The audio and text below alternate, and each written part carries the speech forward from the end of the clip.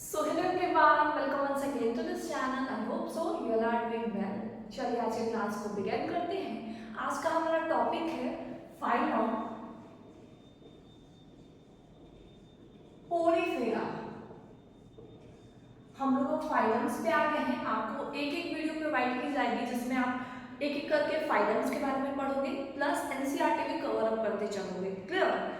अब मैंने जितना भी आपको बेसिस ऑफ क्लासिफिकेशन अभी तक पढ़ा दिया है उससे दो क्वेश्चंस आना ही आना है नीट में, है ना।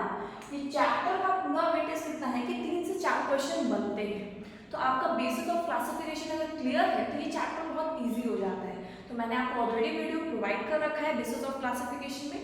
अगर आपने उसको नहीं देखा है तो एक बार आप चेक कर सकते हो, है ना। अब आपको बेसिस ऑफ क्लासिफिकेशन हमेशा याद रखने के लिए क्या करना है, एक चार्ट बनाना है। जैसे मान लो पोरीफेरा स्टार्ट करने से पहले मैं एक चीज बताना चाहती हूँ। यहाँ पे आप क्या लिखोगे, फाइलम, और यहाँ पे सारे कैरेक्टरिस्टिक्स लिखोगे जो भी मैंने बेसिस ऑफ क्लासिफिकेशन के 10 बताए हैं बेसिस, उसको आप एक एक करके यहाँ लिखोगे टेबल के फॉर्म में 3, 4, 5, 6 ऐसे करके लिखोगे, है ना। उसके बाद यहाँ पे जैसे आपने लिखा लेवल ऑफ ऑर्गेनाइजेशन, तो फाइलम यहाँ पे आपने लिखा पोरीफेरा स्फीयर, तो एक एक करके यहाँ बॉक्स में फिलअप करते जाओगे। ऐसे ही आपका टेबल बन जाएगा।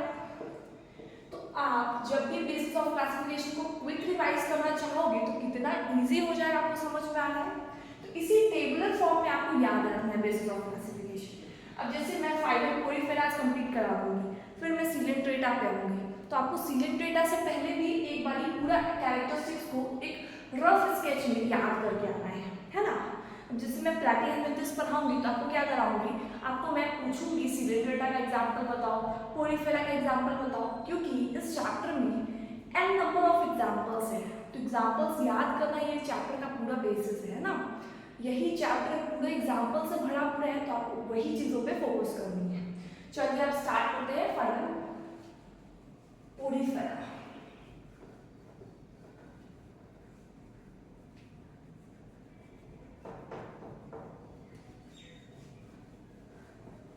पहले आपको मैंने कुछ होमवर्क दिया था कि जनरल कैरेक्टरिस्टिक्स क्या है। पहले हम लोग एक दो छोटे छोटे पॉइंट्स लिखते हैं, फिर आते हैं जनरल कैरेक्टरिस्टिक्स पे। जैसे फाइलम पोरीफेरा, पोरीफेरा इसको अलग करके पढ़ो। पोरीफेरा यानी कि पोरस एनिमल, जिनके बॉडी में सिर्फ और सिर्फ पोर्स हो, छेद हो, उस बॉडी एनिमल्स को किस में डालेंगे, फाइलम पोरीफेरा में। जैसे इसका दूसरा नाम क्या होता है, कॉमनली नोन एज पोर बियरर्स और स्पॉन्जेस। तो क्योंकि इनका बॉडी पोरस है, पोर्स जब बने हुए हर जगह इनकी बॉडी पे, इसलिए इनका नाम पोर बियरर्स भी बोला गया है या फिर स्पॉन्जेस भी बोला गया है। इतनी बातें क्लियर है। अब जानते हैं कि पोरीफेरा वाले जो एनिमल्स होते हैं इस ग्रुप से, फाइलम से बिलोंग करते हैं। यहाँ पे फाइलम वर्ड यूज करेंगे, ग्रुप वर्ड यूज नहीं करेंगे, है ना, फाइलम। तो फाइलम पोरीफेरा में जो एनिमल्स हैं वो उनका हैबिटेट कहाँ है, रहते कहाँ हैं। तो हैबिटेट के बारे में लिखेंगे, ये पाए जाते हैं समुद्र में, यानी कि मरीन वाटर में भी पाए जाते हैं और कुछ फ्रेश वाटर में भी पाए जाते हैं। तो इनके बारे में आपको याद रखना है, they are mostly marine animals. Marine मतलब क्या होता है, समुद्र, है ना। But some are also fresh water. Fresh water यानी कि रिवर लेक्स में पाए जाते हैं। तो यहाँ पे क्या लिखेंगे, रिवर लेक्स। हैबिटेट क्लियर है, कहाँ पे पाए जाते हैं, इतनी चीजें क्लियर है। तो अभी तक हमने सिर्फ दो चीजें पढ़ा, एक इनका दूसरा नाम क्या है और एक इनका हैबिटेट कहाँ है। अब तीसरे पॉइंट पे आते हैं इनके जनरल कैरेक्टरिस्टिक्स। किस पे आते हैं, जनरल कैरेक्टरिस्टिक्स। अब यहाँ पे होगा आपका टेस्ट। मैं जितना भी बेसिस ऑफ क्लासिफिकेशन आपको पढ़ाई हूँ उसका यहाँ पे एक रिवीजन वर्जन आपको देखने को मिलेगा, है ना। जैसे first level of organisation, jaw layers, symmetry, सिलो सेगमेंटेशन, बॉडी प्लान, नोटोकॉर्ड। पहले इतनी चीजों पे आते हैं, फिर जितना भी सर्कुलेटरी सिस्टम, रेस्पिरेटरी सिस्टम, ये सारी जो चीजें हैं वो हम लोग एक डायग्राम के थ्रू समझेंगे सब कुछ को, है ना। रिप्रोडक्टिव सिस्टम कैसा है, सर्कुलेटरी सिस्टम कैसा है, ये सब पे हम लोग बाद में आते हैं। ये जनरल कैरेक्टरिस्टिक्स पहले इस पे आते हैं, है ना। चलो अब आप लोग मुझे बताओ लेवल ऑफ ऑर्गेनाइजेशन क्या है पोरीफेरेंस का। क्या ये टिश्यू लेवल था? नहीं, ये तो सेल से मिलकर बना हुआ था, सिर्फ सेल्स थे इनके बॉडी में, तो इनका लेवल ऑफ ऑर्गेनाइजेशन क्या हो जाएगा? सेलुलर। ये खुद से आपको लिखना है और मेरे साथ मैच करना है ना। पहले खुद से इसको लिखने की ट्राई करो, और आई होप ट्राई नहीं करना है, खुद से लिखना ही है, क्योंकि आपको ऑलरेडी ये पढ़ाया जा चुका है।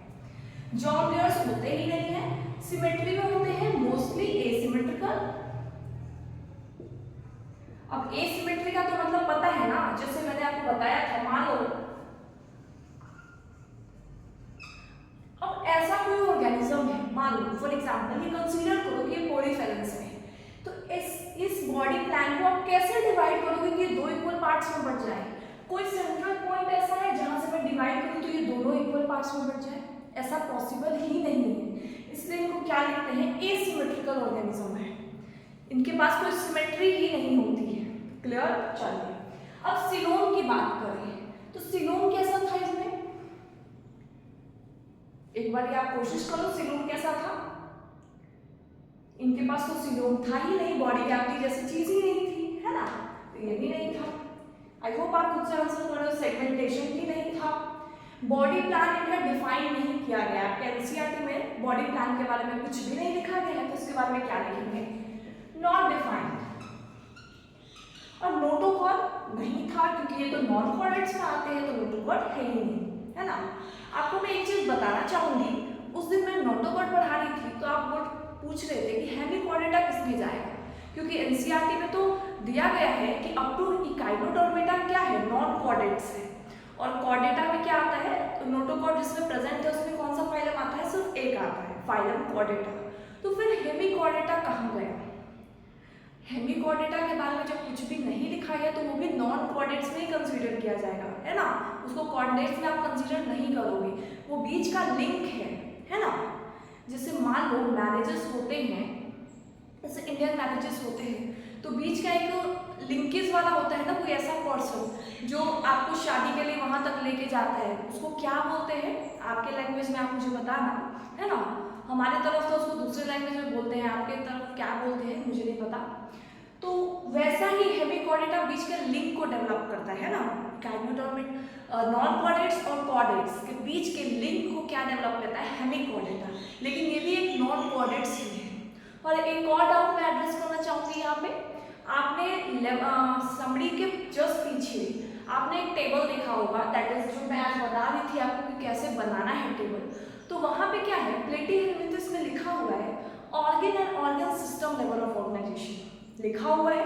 आपको कोई डाउट आया होगा कि मैं तो बताई हूँ ऑर्गन लेवल, वहां पे तो दोनों चीजें लिखी हुई है, बट ऐसा नहीं है। प्लेटी हेलमिंथस हमेशा ऑर्गन लेवल ही शो किया जाता है, ऑर्गन सिस्टम नहीं शो करता है ना।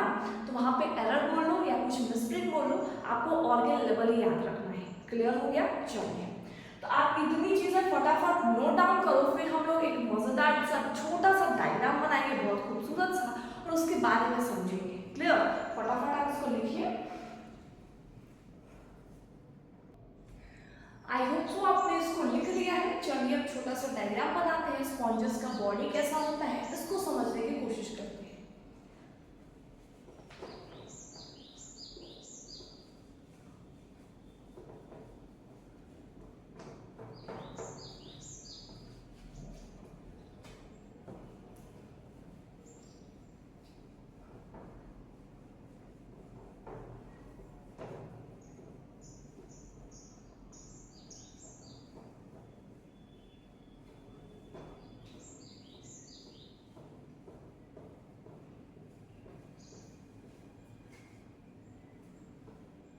चलिए अब आपको क्या करना है? डायग्राम बनाना है। सो चलिए अब स्पॉन्जेस के डायग्राम्स को बनाने से पहले मैं एक पॉइंट आपको बताना भूल गई थी, दैट इज कि पोरीफेरल्स जितने भी हैं वो सेसाइल एनिमल्स हैं। तो आपको जनरल कैरेक्टर्स के पास क्या लिखना है कि दे आर सेसाइल एनिमल्स। अब इसका मतलब क्या होता है ये समझिए। सेसाइल का मतलब होता है कि किसी बेस से अटैच होना, यानी कि मूवमेंट शो नहीं करना। जैसे हम लोग यहाँ से वहाँ चले जाते हैं, है ना, मूवमेंट शो होता है। तो इन ऑर्गेनिजम्स के पास ऐसा कुछ भी नहीं है, ये एक बेस से अटैच रहते हैं, है ना। इसी को क्या बोलते हैं, सेसाइल। क्लियर। तो पोरीफेरल्स हमेशा कैसे होंगे, सेसाइल होंगे, ये कभी भी फ्री मूविंग नहीं हो सकते, है ना। चलिए अब हम लोग डायग्राम्स बनाते हैं कि स्पॉन्जेस कैसे दिखते हैं। स्पॉन्जेस बॉडी, स्पॉन्जेस दिखते कैसे हैं इसके बारे में जानते हैं।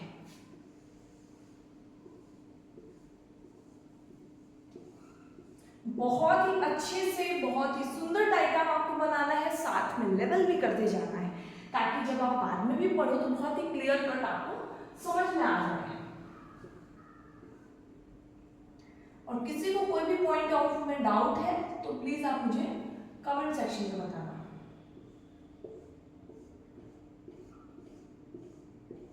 ये कोई डिजाइन के लिए नहीं बनाया जा रहा है, सब कुछ का एक एक चीज का यहाँ पे मतलब है ना।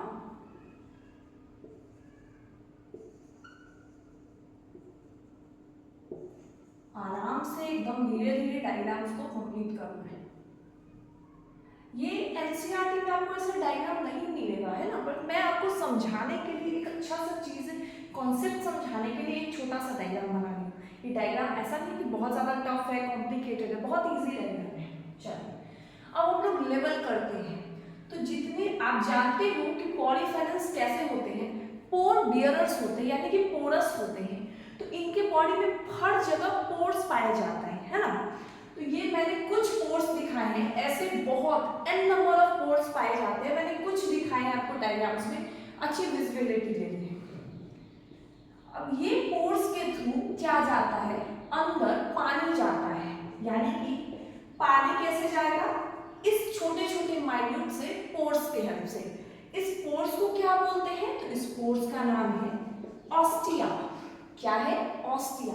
अब आप मुझे ये बताओ, ऑस्टिया क्या सिर्फ एक होते हैं, नहीं, ऑस्टिया बहुत सारे हो सकते हैं, n नंबर ऑफ ऑस्टिया हो सकते हैं, लेकिन ऑस्कुलम जो कि एग्जिट पॉइंट है, यानी कि यहाँ से पानी बाहर जाता है, यहाँ से वेस्ट प्रोडक्ट बाहर जाता है, तो ये ऑस्कुलम जो है सिर्फ और सिर्फ एक सिंगल ओपनिंग है। उसको क्या लिखेंगे, osculum, that is single opening. अभी इतनी चीजें क्लियर है। अब यहाँ पे आपको सेंट्रल स्पेस दिख रहा है। अब इस सेंट्रल स्पेस को क्या बोलते हैं, तो सेंट्रल स्पेस को बोलते हैं स्पॉन्जोसील। ये सारे टर्म्स आपको एनसीईआरटी ने बताए हैं, सिर्फ मैं डायग्राम के थ्रू आपको समझाने की कोशिश कर रही हूँ। तो ये स्पॉन्जोसील क्या होता है, ये एक सेंट्रल स्पेस होता है। अब आप इससे ये मत रिलेट करने लगना कि मैम सेंट्रल स्पेस में यानी कि हमारे बॉडी कैविटी सिलोम हो सकता है, तो आपने तो इसको लिखवाया है कि ये तो इसमें सिलोम होता ही नहीं है, फिर आप ये सेंट्रल स्पेस क्यों बता रहे हो। देखो यहाँ सेंट्रल स्पेस स्पॉन्जोसील का सिलोम से कोई रिलेशन नहीं है। सिलोम बॉडी कैविटी होता है, वो एक अलग चीज है, आपको मैंने अच्छे से समझाया है। ये स्पॉन्जोसील जो है वो अलग चीज है ना। अब इतनी चीजें क्लियर है, ऑस्टिया क्या होता है, स्पॉन्जोसील क्या होता है, ऑस्कुलम क्या होता है। लेकिन बात यहीं तक खत्म नहीं होती है बहुत ही प्रिमिटिव, बहुत ही छोटे हैं, बट इनके भी स्ट्रक्चर में कुछ कुछ नई चीजें हैं। जैसे देखो यहाँ पे स्पिक्यूल्स पाए जाते हैं।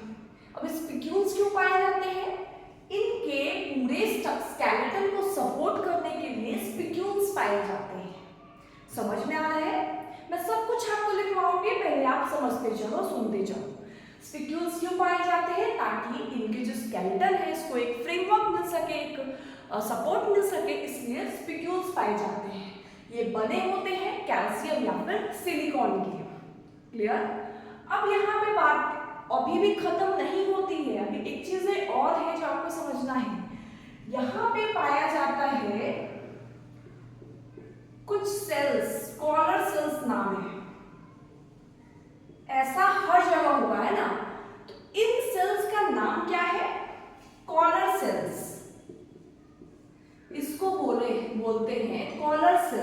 या फिर क्वेनोसाइट्स। क्या बोलते हैं, एक बार और रिपीट कीजिए, कॉलर सेल्स या फिर क्वेनोसाइट्स। क्वेनोसाइट्स। अब समझो, आपको एक चीज यहाँ पे खुद से आंसर करने की कोशिश करनी है, दैट इज, देखो यहाँ पे फ्लैजिला है, फ्लैजिला है, तो आप तो मैम बोल रहे हो कि पोरिफेरस जो होते हैं वो तो सेसाइल एनिमल्स होते हैं, वो तो सबस्ट्रेटम से अटैच होते हैं, बेस से जुड़े होते हैं, मूवमेंट शो ही नहीं करते, तो फिर ये फ्लैजिला के क्या काम है? फ्लैजिला का तो काम होता है मूवमेंट करना, फिर ये यहाँ पे क्यों प्रेजेंट है? तो सुनो, यहाँ पे फ्लैजिला जो होता है वो इंटरनली प्रेजेंट होता है ना? क्या काम करता है? जब भी पानी गया अंदर तो ये क्या काम करेगा? फ्लैजिला मूवमेंट करके पानी को सेंट्रल स्पेस में भेजने का काम करता है, स्पॉन्जोसील में भेजने का काम करता है। उसके बाद जो एग्जिस्ट पॉइंट होता है दैट इज ऑस्कुलम, उससे चीजें बाहर आती है। तो समझ में आ रहा है ये फ्लैजिला का काम क्या है, और सोसाइल चीजें अलग है और फ्लैजिला का यहाँ वर्क अलग है। तो ये डाउट आपको नहीं रहना चाहिए मन में, बिल्कुल भी नहीं रहना चाहिए। यहाँ तक क्लियर है? अब देखो, क्योंकि पोरिफेरस कैसे है, बहुत ही प्रिमिटिव है, पैराज़ोआ सबके किंगडम से बिलोंग करते हैं ये, याद है आपको, स्टार्टिंग में बताया था मैंने। तो ये जब ये बहुत ज्यादा प्रिमिटिव है तो इनके पास ना तो सर्कुलेटरी सिस्टम है, ना डाइजेस्टिव सिस्टम है, ना रेस्पिरेटरी सिस्टम है, ना ही एक्सक्रीटरी सिस्टम है। तो फिर ये चीजें कैसे पॉसिबल हो रही है? तो ये चीजें, क्योंकि देखो सिंगल सेल है इनके पास, तो सेल से ही सारी चीजें परफॉर्म हो रही है ना? तो ये जो मैंने आपको वाटर का जो सिस्टम बताया, इस सिस्टम का एक नाम है, that is water canal system. ये सारी डिमांड्स को फुलफिल करती है, जैसे सर्कुलेशन नहीं है, रेस्पिरेटरी सिस्टम नहीं है, एक्सक्रीटरी सिस्टम नहीं है, सब कुछ का डिमांड फुलफिल क्या करेगा? एक one and only solution, water canal system. तो इस सिस्टम को मैंने क्या नाम दिया? Water canal system. अब देखो, वाटर कैनाल सिस्टम एक चीज से कंफ्यूज नहीं होना है, आपके आगे वाले फाइलम्स में आप पढ़ोगे वाटर वेस्कुलर सिस्टम, बट आपको याद रखना है कि पोरिफेरस में क्या होते हैं? वाटर कैनाल सिस्टम होते हैं। अब ये मैं वाटर कैनाल सिस्टम क्यों बोल रही हूँ, चलिए इस पे बात करते हैं। जैसे देखो, पानी कहाँ से आ रहा था? ऑस्टिया से, ऑस्टिया से अंदर एंटर किया, ऑस्टिया से कहाँ गया पानी? स्पॉन्जोसील में सेंट्रल स्पेस में गया, स्पॉन्जोसील में गया, चलो इतना भी क्लियर है। अब स्पॉन्जोसील से कहाँ गया? तो एक ही ओपनिंग थी, दैट इज ऑस्कुलम। इससे पानी क्या हो गया? बाहर चला गया, जितना भी वेस्ट चीजें हैं सब कुछ ये क्या हो गया? बाहर चला गया, तो ऑस्कुलम। इसी सिस्टम को क्या बोलते हैं? Water canal system. Water vascular system नहीं बोलते हैं, क्या बोलते हैं? Water canal system. इसमें नीट से बहुत बारी क्वेश्चंस आ रखा है, क्योंकि बहुत बारी बच्चे कंफ्यूज हो जाते हैं कि वाटर कैनाल सिस्टम था कि वाटर वेस्कुलर सिस्टम था, बट यहाँ पे आपको कंफ्यूजन नहीं क्रिएट करना है ना? अब लिखते हैं कि स्पिक्यूल्स का क्या काम होता है और बाकी सारी चीजों का क्या काम होता है, इस पे लिखते हैं, है ना? ऑस्टिया क्या है? There are numerous numbers of small pores from where H2O यानी कि water enter inside. क्लियर है? समझ में आ रहा है? चलिए अब कॉलर सेल्स क्वेनोसाइट्स के बारे में बात करते हैं। तो ये स्पॉन्जोसील के लाइनिंग्स में प्रेजेंट होते हैं और इनके पास होता है फ्लैजिला। इतनी चीजें याद रखनी है। कॉलर सेल्स के बारे में क्या लिखेंगे? They are present at the lining of spongocoel and also have flagella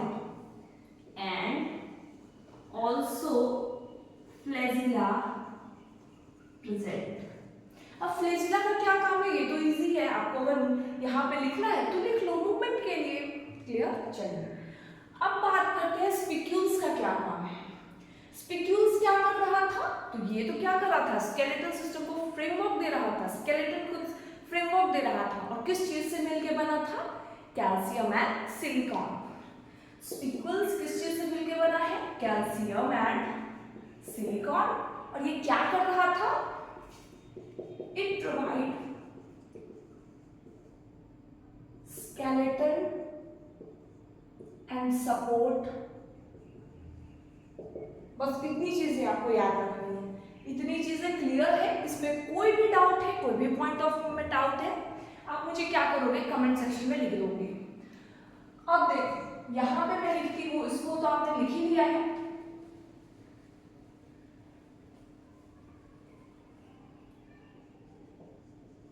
They don't have circulatory, respiratory and excretory system। इस लाइन को भी आप नोट डाउन करोगे। इसके बाद ये चीजें प्रेजेंट नहीं होती है, इसीलिए क्या आता है? Water canal system. ये पूरी चीजें आपको समझ में आ गया होगा, आई होप मैं ये मान के चल रही हूँ। अब हम लोग वाटर कैनाल सिस्टम के फंक्शन में आएंगे, उसके बाद इसके फिजियोलॉजी को कवर करेंगे और उसके बाद एग्जांपल्स, फिर हमारा लास्ट में आएगा एनसीईआरटी, उसके बाद फाइलम मोरिफेरा पूरा कंप्लीट हो जाएगा। आप क्या करोगे? फटाफट इसको नोट डाउन करोगे, फिर हम लोग आते हैं वाटर कैनाल सिस्टम के फंक्शंस में। आई होप सो आपने इस चीजों को नोट डाउन कर लिया है। अब इसको मिटाते हैं।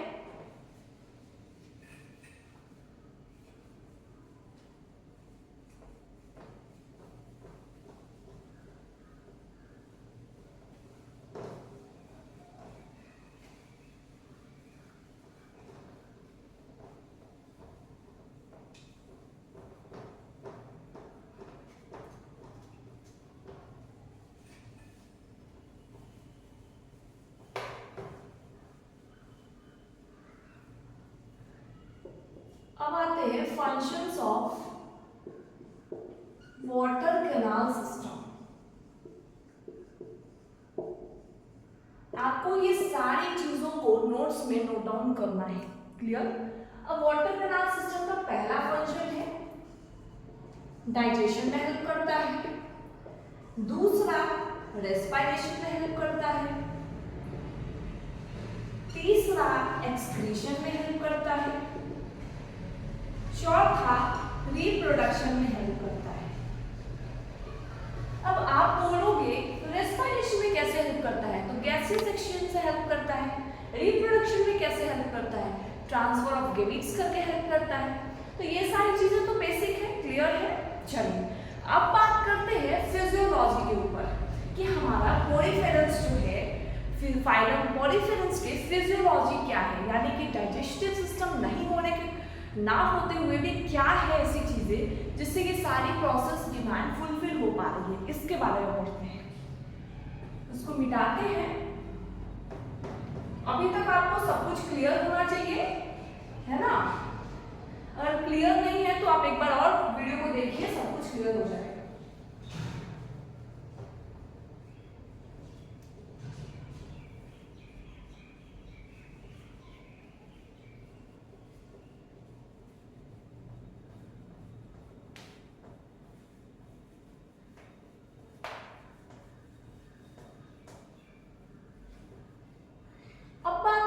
डाइजेशन कैसे होता है? तो फिजियोलॉजी पे आते हैं।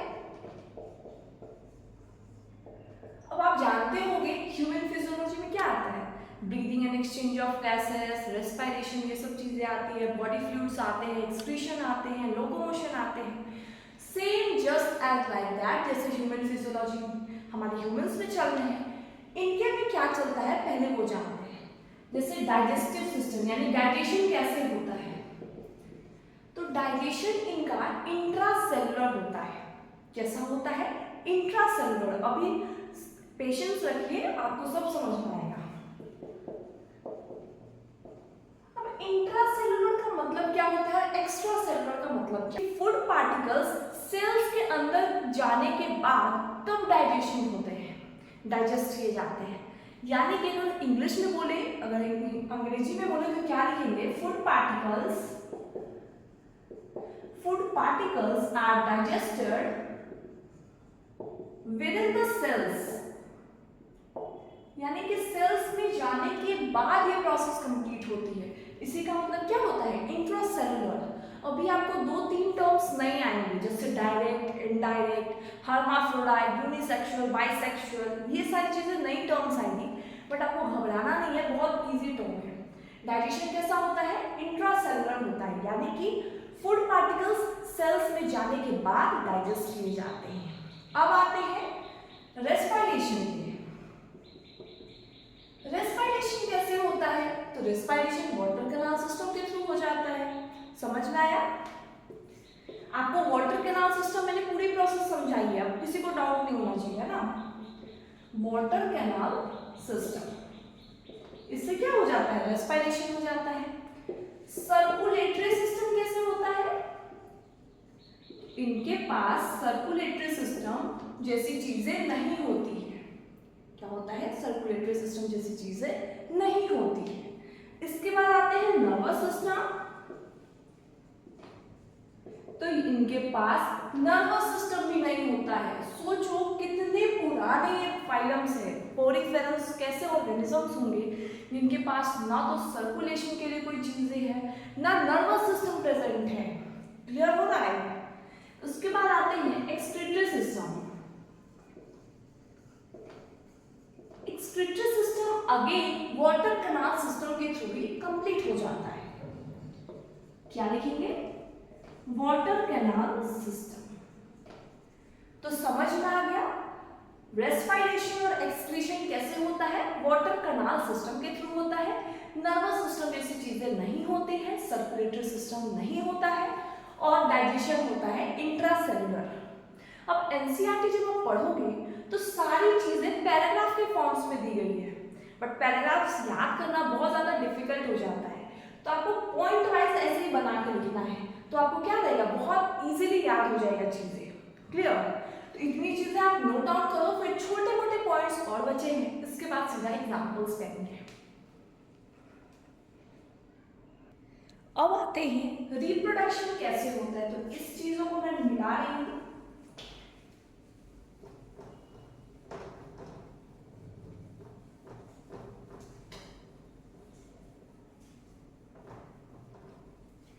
अब बात करते हैं रिप्रोडक्शन कैसे होता है। तो ये जो रिप्रोड्यूस करते हैं वो दोनों तरीके से करते हैं, यानी कि ये सेक्सुअली भी रिप्रोड्यूस करते हैं और एसेक्सुअली भी रिप्रोड्यूस करते हैं। तो यानी कि इनके बारे में क्या लिखेंगे कि दे आर हर्माफ्रोडाइट। अब कई स्टूडेंट्स को यही नहीं पता होगा हर्माफ्रोडाइट्स होता क्या है।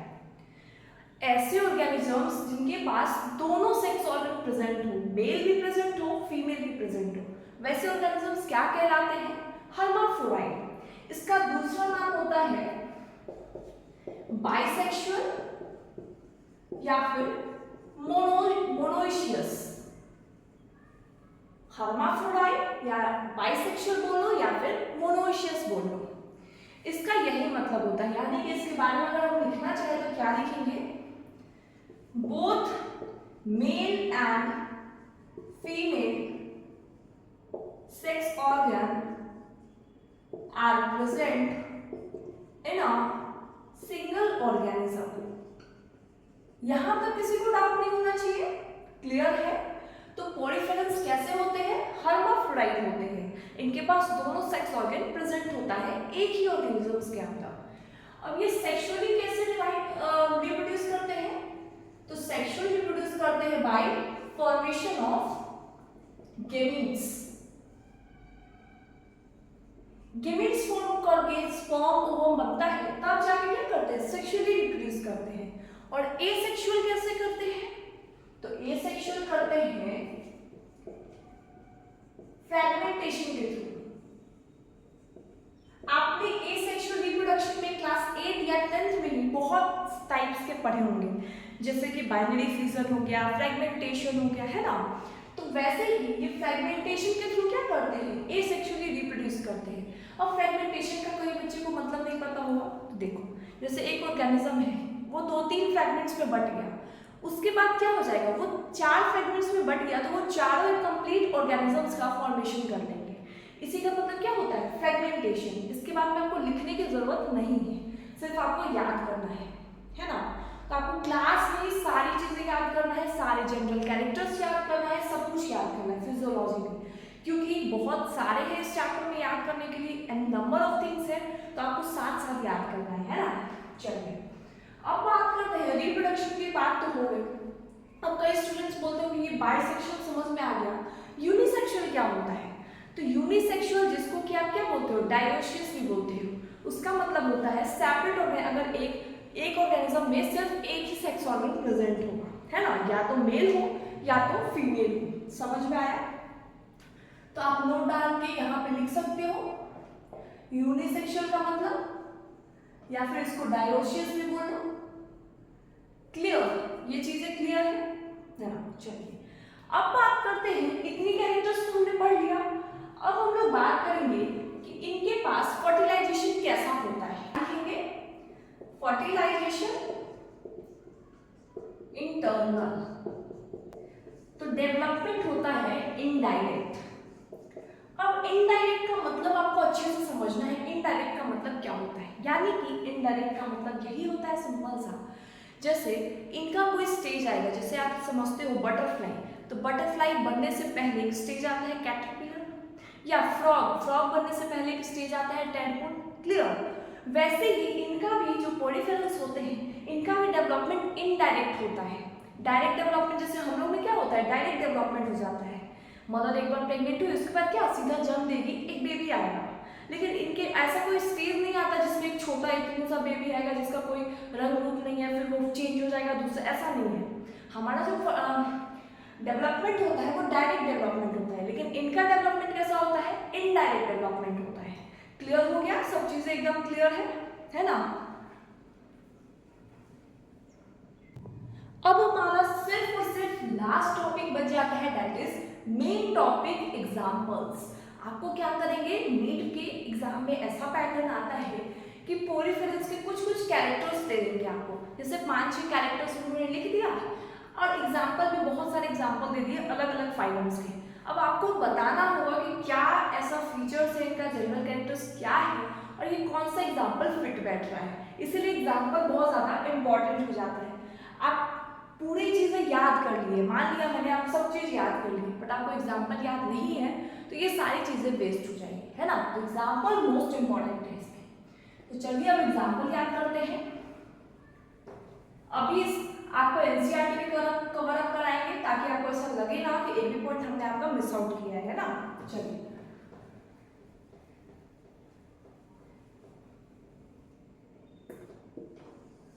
एग्जाम्पल इसमें बहुत 3 ही है, सिर्फ बहुत ज्यादा नहीं है, सिर्फ 3 एग्जाम्पल है। पहला आता है यूस्पोंजिया। क्या है? यूस्पोंजिया। इसको बोलते हैं बाथ स्पॉन्ज। ये कॉमन नेम है, जो मैं ब्रैकेट में लिख रही हूँ कॉमन नेम है, और जो मैं अंडरलाइन कर रही हूँ ये इसका साइंटिफिक नेम है। अब आप जानते होंगे कैरलस लिनियस ने कैसा दिया था नाम, नोमेनक्लेचर दिया था उन्होंने, है ना। अगर हैंड रिटन आप लिख रहे हो तो उसको अंडरलाइन करना है, और फर्स्ट लेटर सिर्फ कैपिटल होना चाहिए, बाकी सब स्मॉल होना चाहिए। इतनी चीजें तो आपको पता होगी, है ना। चलिए यूस्पोंजिया के बाद आता है स्पॉन्जिला। क्या आता है? स्पॉन्जिला, जिसको फ्रेश वाटर स्पॉन्ज बोलते हैं। क्या बोलते हैं? Fresh water sponge. क्लियर हो गया? कोई भी डाउट? अब लास्ट आता है स्काइफा। क्या आता है? स्काइफा। इसका साइंटिफिक नेम क्या है? साइकॉन, जिसको स्काइफा भी बोलते हैं। क्लियर हो गया? तो हमारा जो फाइलम पोलीफेरा है पूरा कंप्लीट होता है। आज के लेक्चर में मैंने पोलीफेरा बहुत ही इजी वे में आपको सब कुछ डिटेल एक्सप्लेनेशन देने की कोशिश करी है। आई होप सो आपको बहुत पसंद आया होगा, कोई डाउट नहीं आई होगी। अब हम लोग कवर अप करेंगे एनसीईआरटी की एक एक लाइन को, कोई भी मिस आउट नहीं होनी चाहिए। चलिए अब एनसीईआरटी के टॉपिक निकाल लिया, फाइलम पोलीफेरा। क्या निकाला है?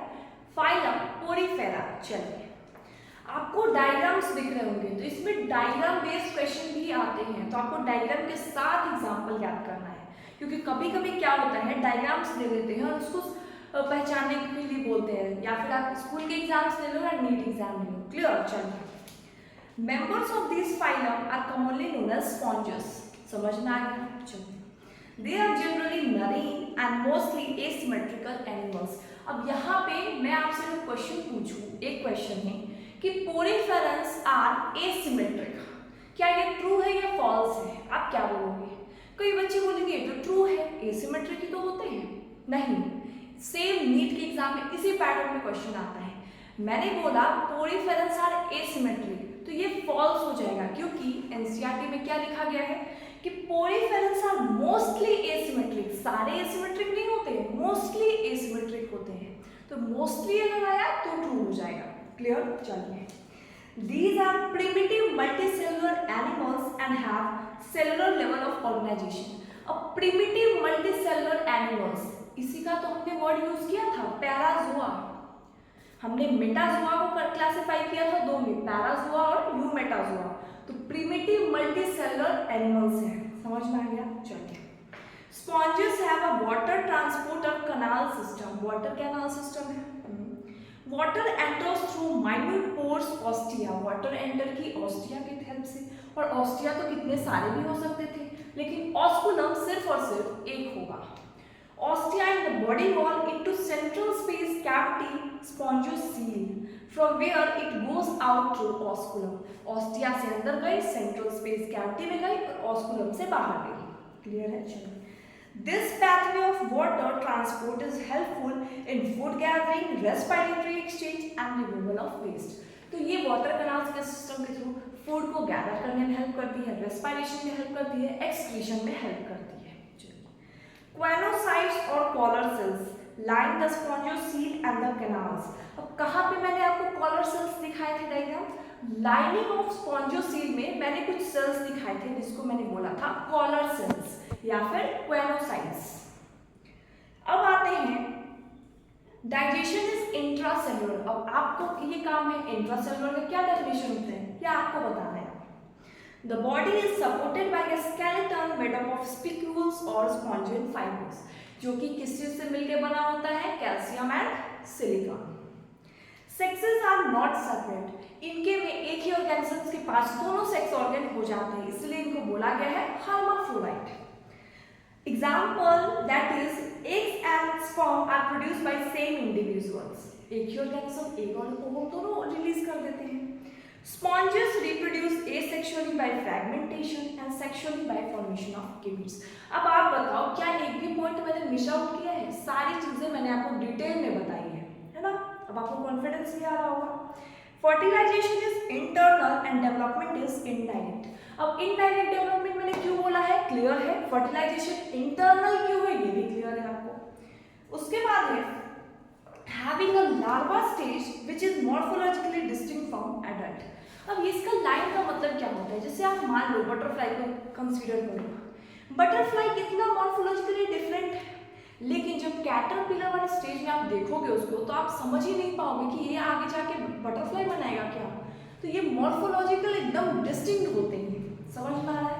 चलिए, एग्जाम्पल्स पे आगे हम लोग साइफॉन, जिसको स्काइफा भी बोलते हैं, Spongilla, fresh water sponge and Euspongia that is bath sponge. तो यहाँ तक आई होप सो आपको सब कुछ क्लियर हो गया होगा। हमारा एनसीईआरटी और सारी चीज़ें डिटेल एक्सप्लेनेशन के साथ कंप्लीट होती है। कल के लेक्चर में हम लोग बात करेंगे सीलेंट्रेटा के बारे में, जिसको निडेरिया भी बोलते हैं।